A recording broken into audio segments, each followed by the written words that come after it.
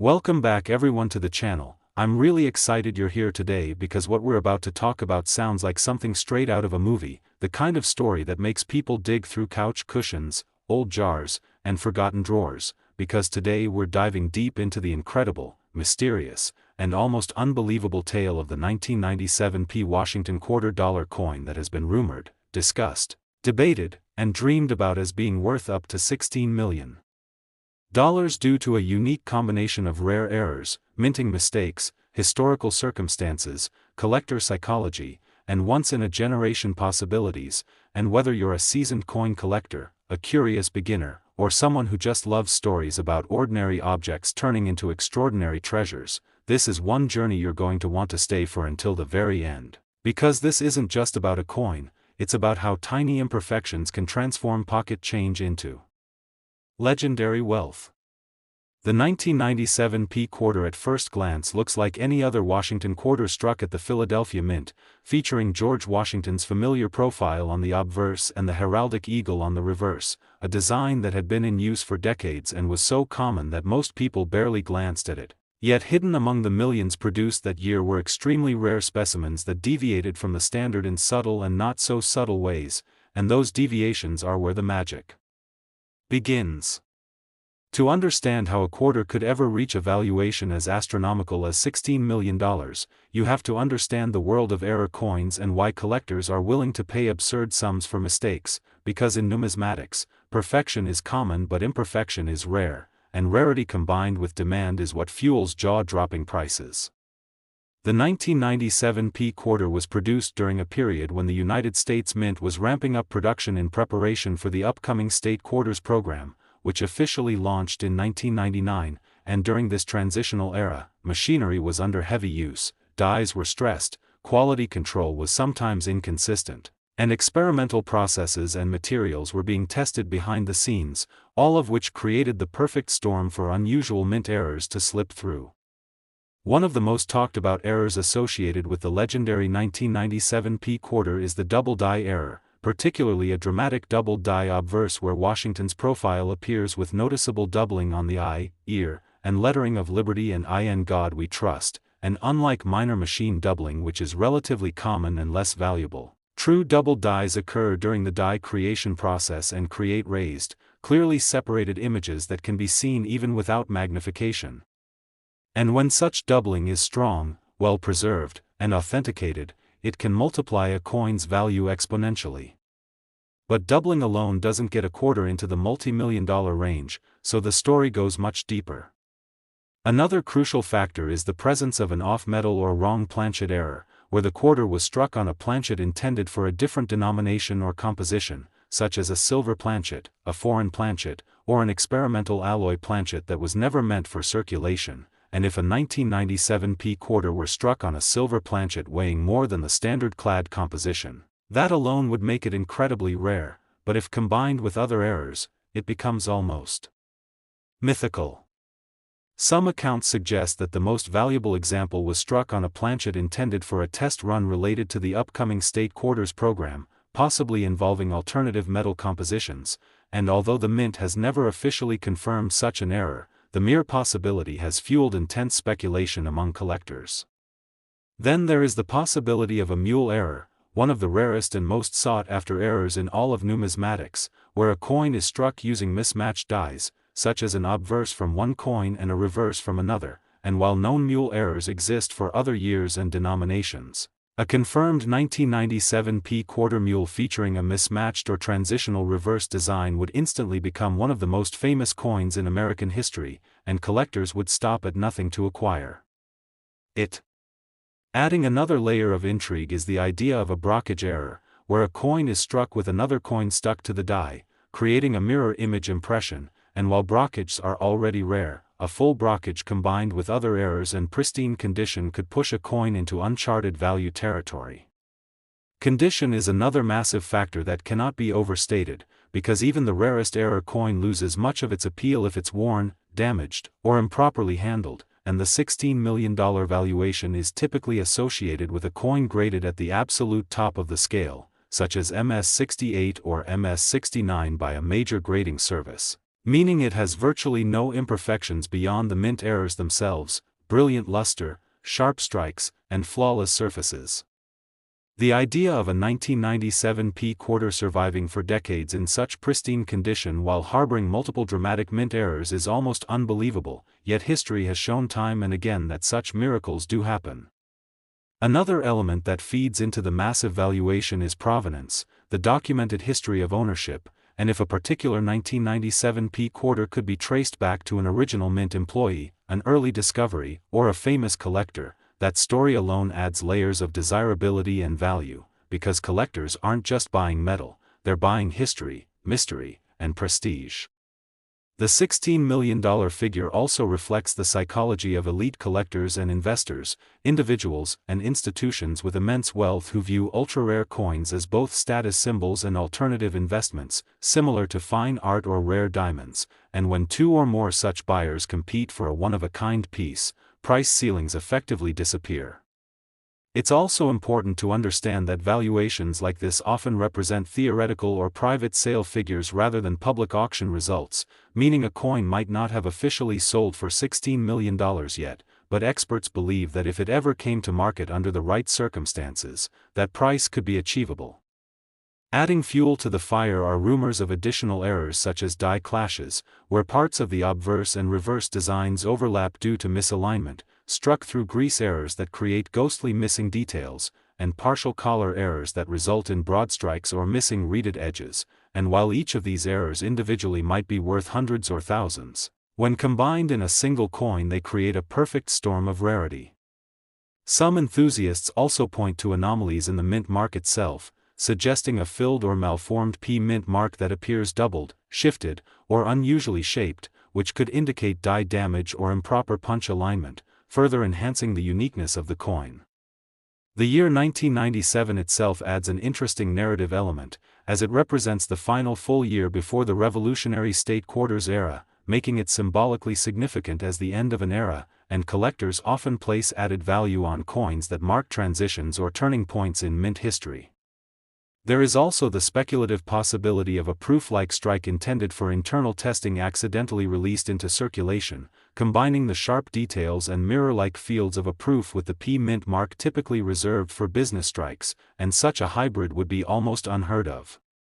Stories circulate in collector circles about a 1997 P quarter discovered in a roll from a bank, initially dismissed as ordinary until a sharp-eyed collector noticed unusual weight, sound, and visual details, leading to professional authentication that revealed a cascade of errors no one expected to see together on a single coin. Whether every detail of these stories is true or embellished over time, they highlight how legends are born in the numismatic world, and how hope drives people to keep searching. The fascination with this coin has led countless individuals to inspect their change more carefully, invest in digital scales, magnifying glasses, and reference books, and learn about minting processes they never would have considered otherwise, and that cultural impact itself contributes to the coin's mystique. Critics argue that $16 million is an exaggerated figure, pointing out that even the most famous American coins, such as the 1933 Double Eagle, have sold in that range only under extraordinary circumstances, yet supporters counter that rarity, condition, and narrative can sometimes defy traditional comparisons. The key takeaway is that the 1997 P quarter represents the ultimate dream scenario in coin collecting, the idea that something mundane can hide extraordinary secrets, and that knowledge, patience, and a bit of luck can change a life. It's also a reminder that errors are not flaws in the eyes of collectors, but fingerprints of human and mechanical fallibility, moments where the system hiccuped and accidentally created something unique. Even if only one such quarter exists, or if it remains hidden in a private collection, a vault, or even still circulating unnoticed, its legend continues to inspire and educate. The possibilities that make this coin so valuable are rooted in a combination of confirmed mint error types, speculative transitional anomalies. Next. Today's story is all about how an ordinary-looking 1989 P Washington quarter dollar has been rumored, discussed, and imagined as being worth up to $15 million because of rare errors, shocking mistakes, and extraordinary possibilities that turn everyday pocket change into legendary treasure. So whether you're someone who casually checks your spare change, a serious collector, Or just someone who loves hearing about hidden value and unbelievable finds, this is a story designed to keep you engaged from the very first word to the very last. At first glance, the 1989 P quarter seems completely unremarkable, struck at the Philadelphia Mint with no mint mark beyond the small p, featuring the familiar portrait of George Washington on the front and the classic heraldic eagle on the back, a design that had been circulating for decades and was so common that millions of Americans used these coins daily without a second thought. Yet hidden within that massive production run were rare anomalies, tiny deviations from the norm that under the right conditions can transform a 25-cent coin into something worth more than luxury homes, exotic cars, and even private islands.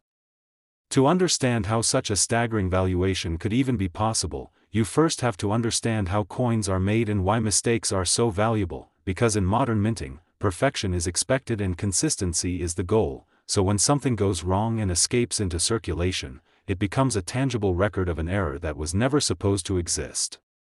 The late 1980s were a particularly interesting period for the United States Mint, as production levels were high, machinery was aging in some facilities, dies were pushed to their limits, and quality control, while generally strong, occasionally let unusual pieces slip through, and the 1989 P quarter exists right in the middle of that environment. One of the most important error types associated with the ultra-valuable 1989 P quarter is the double die error, and not the subtle kind that requires a microscope and expert training to detect, but dramatic, unmistakable doubling that appears on Washington's profile, the lettering of liberty, the motto "In God We Trust," and even the date itself, where the numbers can appear visibly separated, thickened, or shadowed, indicating that the die itself was misaligned during its creation and imparted that doubled image onto every coin it struck until the error was discovered or the die was retired. True double dies are significantly rarer than machine doubling, and collectors place enormous value on strong examples, especially when the doubling is bold and well-defined, and when such an error appears on a common coin like a modern quarter, the contrast between expectation and reality only heightens its appeal. But double dies alone, even dramatic ones, usually don't reach multi-million-dollar valuations, so the story of the $15,001,989 P quarter goes much further into the realm of extraordinary. Another major factor is the possibility of an off-metal strike, where the quarter was struck on a planchet intended for a different denomination or composition, such as a copper-nickel planchet meant for a foreign coin, a smaller denomination like a dime, or even an experimental or leftover silver planchet, and if a 1989 P quarter were struck on a silver planchet, especially one weighing significantly more than the standard clad quarter, it would instantly stand out to anyone who weighed or handled it, and such an error would be exceptionally rare given the strict controls on planchet inventory, yet history has proven that these mistakes do occur. Some theories suggest that during planchet transitions or equipment maintenance, the wrong blanks can accidentally be fed into the presses, and if that happened even once in 1989, the resulting coin would be a numismatic unicorn. Even more tantalizing is the idea that the most valuable example could combine an off-metal strike with other errors, multiplying its rarity exponentially, because in coin collecting, multiple errors on a single coin don't just add value, they multiply it in ways that defy simple math.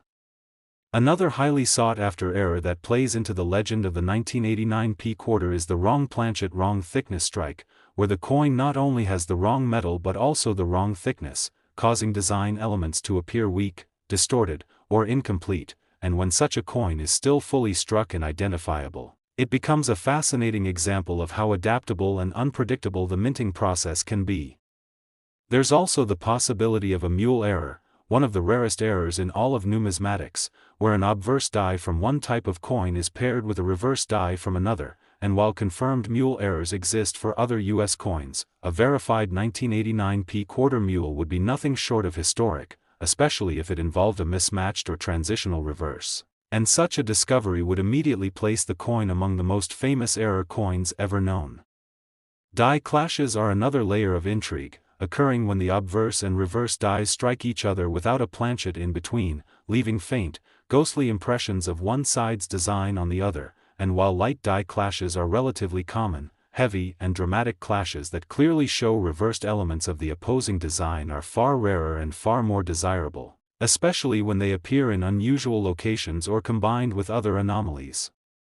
Then there are struck-through errors, where foreign material such as grease, cloth, metal shavings, or other debris sits between the die and the planchet during striking, resulting in missing or distorted details, and while many struck-through errors are minor, a dramatic struck-through that obscures large portions of the design in a visually striking way can command enormous attention, particularly if the coin is otherwise well struck and preserved. Another contributing factor to the hypothetical $15 million valuation is the presence of a partial collar or broad strike error, where the collar die that normally forms the reeded edge of the coin fails to engage properly, causing the coin to spread outward during striking, resulting in a wider diameter, missing or incomplete reading, and a distorted appearance that immediately signals something went wrong at the mint. Broad strikes are popular among collectors, but again, it's the combination of errors that elevates a coin into legendary status, not just a single mistake. The 1989 P quarter legend also includes talk of a rotated die error, where the obverse and reverse are misaligned relative to each other, sometimes by a dramatic degree, such as 90 or even 180 degrees, and while slight rotation is normal, extreme rotation is highly collectible and adds yet another layer of abnormality. Weight anomalies also play a crucial role, because a coin that weighs significantly more or less than the standard specification immediately raises red flags, and when combined with visual errors, it strengthens the case for an off-metal strike or planchet irregularity.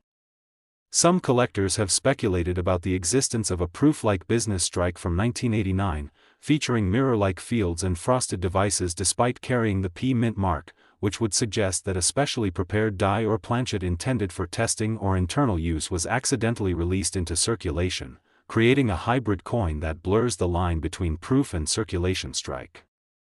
Condition is another massive piece of the puzzle, because even the rarest error coin will never reach the highest valuations if it's worn, scratched, cleaned, or damaged, and the $15 million figure is typically associated with an example graded at the very top of the mint state scale, such as MS-68 or MS-69, meaning it has exceptional eye appeal, strong luster, sharp details, and virtually no post-mint imperfections, a level of preservation that suggests the coin was discovered early and carefully protected. Provenance also plays an enormous role in pushing a coin into ultra-high value territory, because if a particular 1989 P quarter can be traced back through documented ownership, perhaps discovered by a mint employee, a known collector, or found in an original bank roll shortly after minting, that story becomes part of the coin's value, adding credibility, intrigue, and desirability. The psychology of elite collectors and investors cannot be ignored either, because at the highest levels of the market, coins are not just collectibles, they are cultural artifacts, status symbols, and alternative investments, and when multiple wealthy buyers compete for a single, one-of-a-kind piece, prices can escalate far beyond what most people consider reasonable. The $15 million valuation is often described as a theoretical or private sale figure rather than a publicly recorded auction result, meaning it reflects what experts believe the coin could command under ideal circumstances rather than what it has definitively sold for, and that distinction is important, because the potential value of a coin is often just as powerful as an actual sale in driving interest and legend. The late 1980s also hold a unique place in U.S. coinage history, as they represent the final decade before major design changes like the State Quarters program transformed circulating coinage, making coins from this period symbolically significant as representatives of the end of a long-running design era, and collectors often assign additional value to coins associated with such transitions. Stories circ. Next. 1980 P quarter dollar, today, because this story dives deep into one of the most fascinating and talked about what-if legends in modern numismatics, the tale of a 1980 Philadelphia minted Washington quarter that, under a perfect storm of errors, mint mistakes, and extraordinary circumstances, is imagined to command an eye-watering valuation of $14 million. A number that sounds outrageous at first but becomes strangely compelling when you understand how error coins are evaluated. How rarity is created, and how a single piece of metal can become a unique artifact rather than a mere coin. So let's start at the beginning by understanding that the 1980 P quarter is, in its normal form, one of the most common coins in American circulation, struck in enormous numbers during a period when the United States Mint was focused on efficiency rather than artistry, producing hundreds of millions of quarters that year with the familiar Washington obverse and the eagle reverse, clad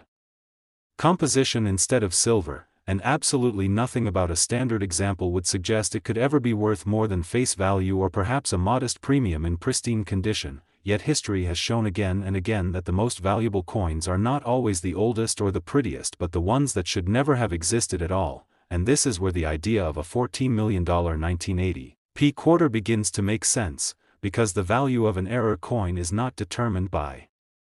the date alone but by the severity, uniqueness, and story behind the mistakes that occurred during its creation, and in this imagined extreme scenario, we are not talking about a simple off-center strike or a minor die crack, but a convergence of multiple catastrophic and historically significant mint errors all appearing on a single coin, a convergence so unlikely that it borders on impossible. Yet that very impossibility is what drives the hypothetical value skyward. First consider the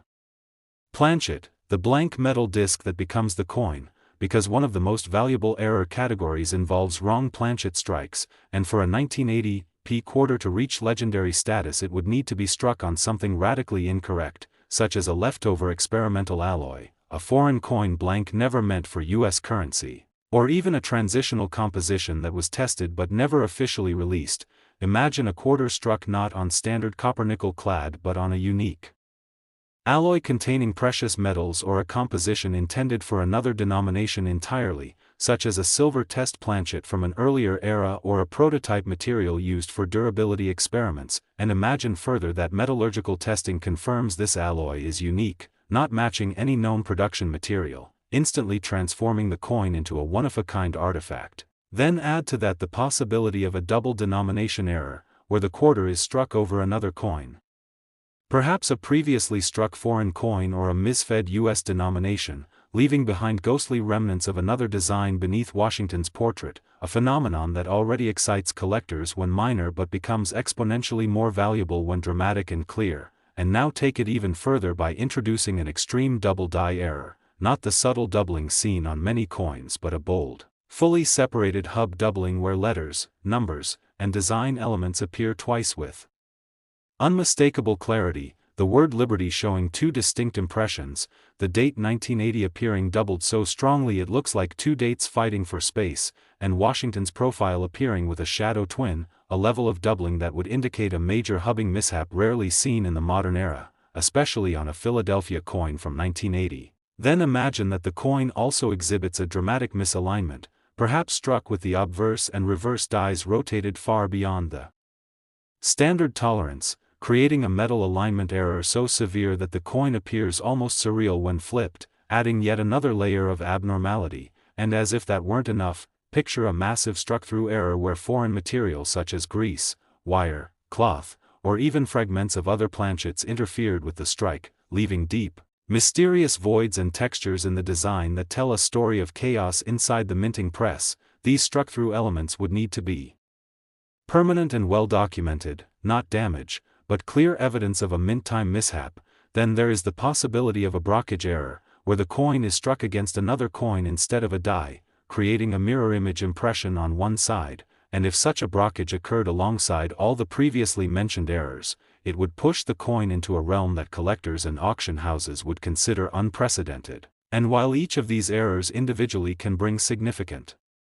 premiums, sometimes tens or hundreds of thousands of dollars in exceptional cases, the imagined $14 million valuation hinges on the idea that this single 1980 P quarter somehow contains multiple major errors that normally would not coexist, creating a coin that challenges the fundamental understanding of minting processes, and beyond physical errors. Provenance plays a massive role in such a valuation, because a coin's story can multiply its worth. Imagine that this quarter was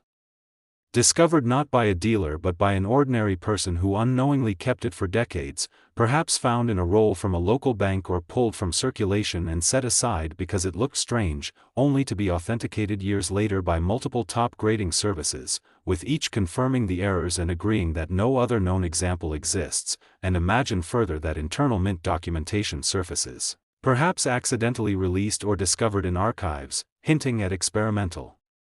runs, machinery malfunctions, or unexplained anomalies during the Philadelphia Mint's 1980 production year, documentation that doesn't directly mention the coin but aligns eerily with its features, giving the numismatic community just enough evidence to believe that something extraordinary slipped through quality control. And in the world of elite collectors, belief and narrative are powerful forces, because the highest prices are paid not just for metal but for mystery, for the chance to own something that represents a moment when the system failed in a spectacular way. Another factor that could push such a coin toward a multi-million-dollar figure is market timing and demand, because value is not fixed, it is created at the intersection of rarity and desire, and if at the time of sale there are multiple ultra-wealthy collectors competing for the title of owning the most valuable modern U.S. era coin, bidding wars can escalate beyond rational limits, especially if the coin is positioned as the pinnacle of era collecting, the one piece that eclipses all others. Auction houses know how to cultivate this atmosphere, framing the coin as the ultimate prize, emphasizing its uniqueness, its documented errors, its flawless preservation despite the chaos of its creation, and its role as a symbol of the unpredictable nature of minting. And in such an environment, numbers like $14 million become less about metal value and more about status, legacy, and the psychological drive to own something no one else can ever have. Condition also matters immensely, because for an era coin to achieve a record-breaking price it must survive in exceptional shape. Imagine that despite its wild errors, this quarter somehow avoided circulation wear, retaining sharp details, original luster, and minimal contact marks. Perhaps because it was pulled directly from a mint bag or roll and set aside immediately, grading at the very top of the scale for a modern clad coin, a near-perfect state that contrasts beautifully with its chaotic features, making it visually stunning and scientifically fascinating at the same time. And when experts examined such a coin, they would not only be looking at what went wrong but at how improbably right everything else went, how the coin avoided damage, corrosion, or loss for decades, surviving long enough to be recognized for what it is. Then there is the psychological aspect of the date itself, because 1980 sits at an interesting crossroads in U.S. coinage history, after the removal of silver but before many modern security and quality improvements, a time when minting volumes were high and oversight sometimes struggled to keep up, making it fertile ground for unusual errors, yet still recent enough that most people assume nothing valuable could come from it, and that contrast between expectation and reality fuels fascination, making the idea of a multi-million-dollar quarter from 1980 even more compelling. Because it challenges assumptions and invites everyone to look twice at their change, and while the $14 million figure is often discussed as a theoretical or legendary valuation rather than a confirmed sale, it serves as a powerful illustration of how era coins are valued at the extreme end of the spectrum, showing that when you combine unprecedented physical characteristics, ironclad authentication, compelling provenance, perfect timing, and intense collector demand, the ceiling for value becomes far higher than most people imagine. And it's important to understand that in numismatics, especially at the highest levels, prices are not set by price guides alone but by what someone is willing to pay at a specific moment in time. Last 1988 D quarter dollar. Today, if you enjoy mind-blowing stories about everyday objects turning into legendary treasures, tales that blur the line between reality and possibility, and deep dives into how tiny minting mistakes can create enormous value, then settle in, because today's story is designed to keep you hooked from the first second to the very last, as we explore the astonishing and almost unbelievable idea of a 1988 D Washington quarter that, under an extreme and highly speculative convergence of minting errors, anomalies, and historical circumstances, is imagined to carry a staggering valuation of $13 million, a number that seems absurd when you remember that the coin was made for everyday use, meant to buy a soda or make change at a grocery store, yet becomes strangely convincing once you understand how the numismatic world assigns value, how rarity is born from error, and how a single coin can transcend its role as currency to become a singular artifact of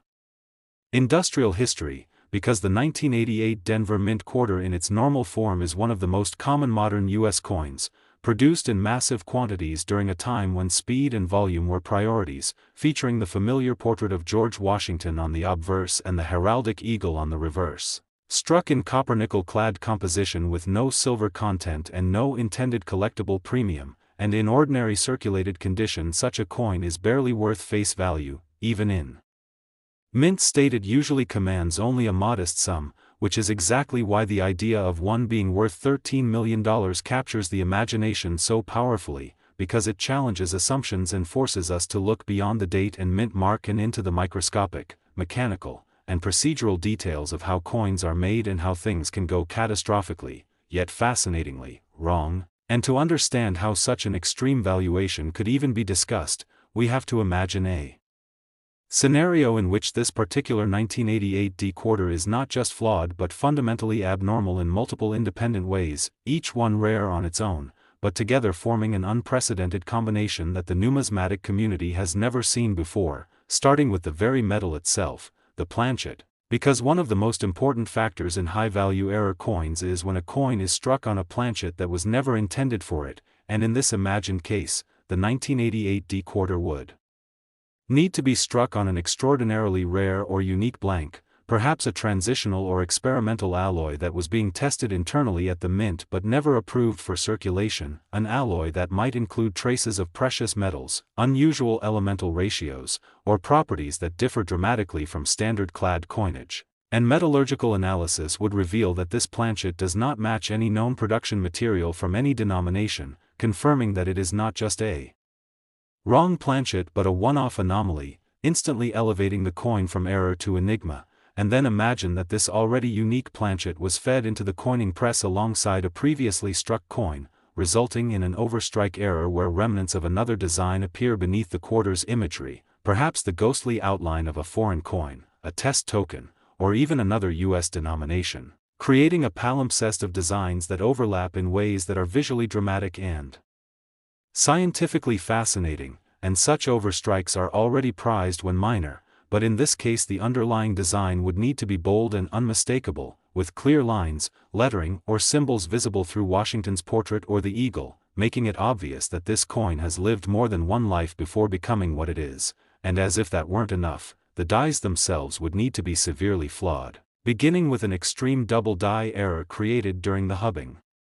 process, not the subtle machine doubling often dismissed by collectors, but a true hub doubling so dramatic that letters, numbers, and design elements appear fully separated and clearly duplicated, the date 1988 showing two distinct impressions, the word Liberty split into overlapping but separate letters, and Washington's profile appearing as if it has a shadow twin offset just enough to be unmistakable, a level of doubling that would be extraordinary for a late 1980s Denver Mint coin, because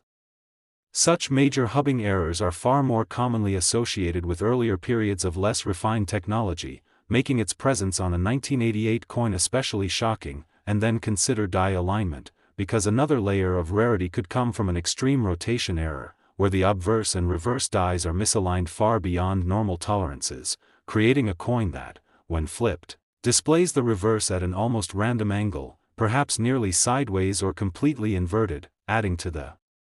sense that every step of the minting process went wrong for this one piece. And now imagine that during the strike, foreign material entered the press, resulting in one or more dramatic struck-through errors, where grease, metal shavings, cloth fibers, or even fragments of another planchet blocked parts of the die, leaving deep, textured voids in the design that are clearly mint-made and not post-strike damage. Voids that tell a story of chaos inside the machinery, and if these struck-through elements occurred in multiple areas of the coin, affecting both obverse and reverse, they would further distinguish it from more common single-event errors, and then add the possibility of a partial blockage, where one side of the coin was struck against another coin instead of a die, leaving a mirrored, incuse impression of part of the design, a surreal visual effect that already fascinates collectors. But here would be layered atop all the other abnormalities, creating a coin that looks almost unreal, like a physical contradiction, and beyond the physical characteristics, the timing and location matter, because the Denver Mint in 1988 was producing coins at a massive scale, and quality control, while generally effective, was not designed to catch every possible anomaly, especially not a coin that somehow slipped through multiple stages of error detection, bagging, and distribution. And for such a coin to exist, it would need to survive not only the minting process but decades of circulation or storage without being damaged, cleaned, or lost, which brings us to condition, a critical factor in extreme valuations, because for a $13 million price to even be conceivable, this coin would need to be preserved in extraordinary state, perhaps discovered in a sealed roll, a mint bag, or pulled aside immediately by someone who noticed it was unusual, retaining sharp details, original luster, and minimal contact marks, grading at the very top of the scale for a modern clad coin despite its chaotic creation, a paradox that would only add to its allure. And then there is authentication and provenance, because no matter how dramatic an error appears, its value depends on trust, and in this imagined scenario, the coin would be examined by multiple top-tier grading and authentication services, each independently confirming the errors, the unique planchet composition, and the authenticity of the piece, with extensive documentation, high-resolution imaging, and scientific testing, and perhaps even internal mint records or archival documents would surface that, while not directly referencing the coin, describe experimental alloys, machinery malfunctions, or unexplained production anomalies during the late 1980s, providing just enough contextual evidence to support the idea that such a coin could have been created, and in the high-end numismatic market. Context and story are as important as metal and mechanics, because collectors at this level are